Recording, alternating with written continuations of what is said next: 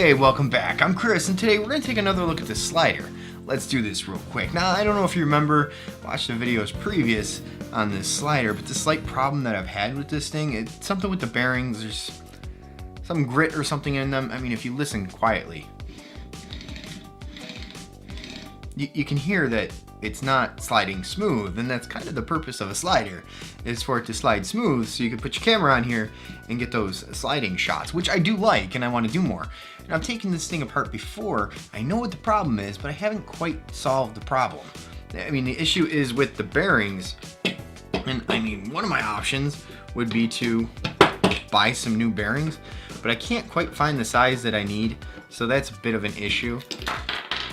The other option would be to clean these things up, which I've done twice, and there's still some junk in them. I've found little bits of flex and metal in them and such, and I just can't quite seem to get it all out of there. And I had the idea the other day that, well, maybe there's one more thing I can try, depending on what type of metal shavings I found in this thing. If they're magnetic, I think I might have something that might work. If they're aluminum, I think I'm SOL.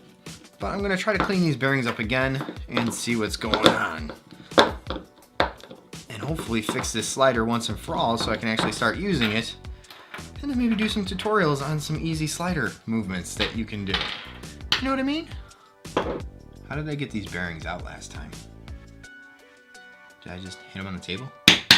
Yep, that's what I did. Perfect.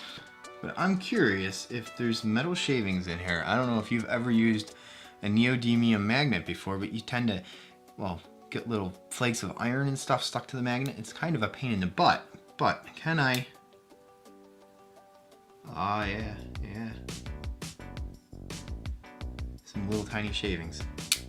I kind of just drop the bearing on here while I shake the shavings out, you know, while I track them onto this magnet. I don't know. It's worth a try, right? And then go ahead and I'll clean these bearings up again too after I do this. So, I'll be right back.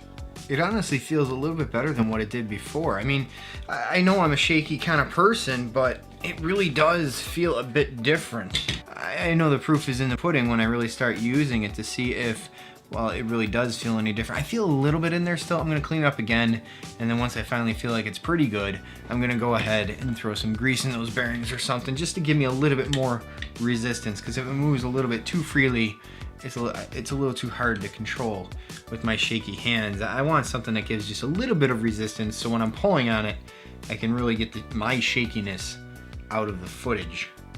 But I feel a little bit of the bumps, but definitely not like before. So I'm gonna keep playing with it. Other than that, I think I've been rambling way too much today, so I'll see you on the next one. I can't help but play with this kind of stuff. There's a lot of cool shots you can do with this slider, and my brother-in-law had picked this up for $4 at an estate sale, and it's like for $4 to have just an extra tripod. It's not a bad deal at all. But if I take this and throw it on here, now I got a really quick, I mean, it's not like it's the best fluid head in the world, but it's something.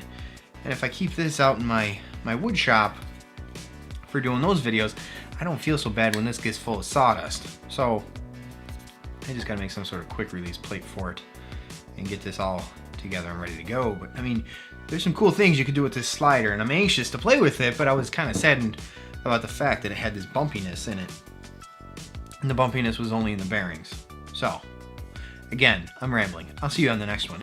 Really, if you're new here and you're not subscribed, definitely subscribe so that you don't miss anything. I put plenty of videos together. Almost 500, we're approaching 500 videos. That's pretty cool. I'll see you on the next one.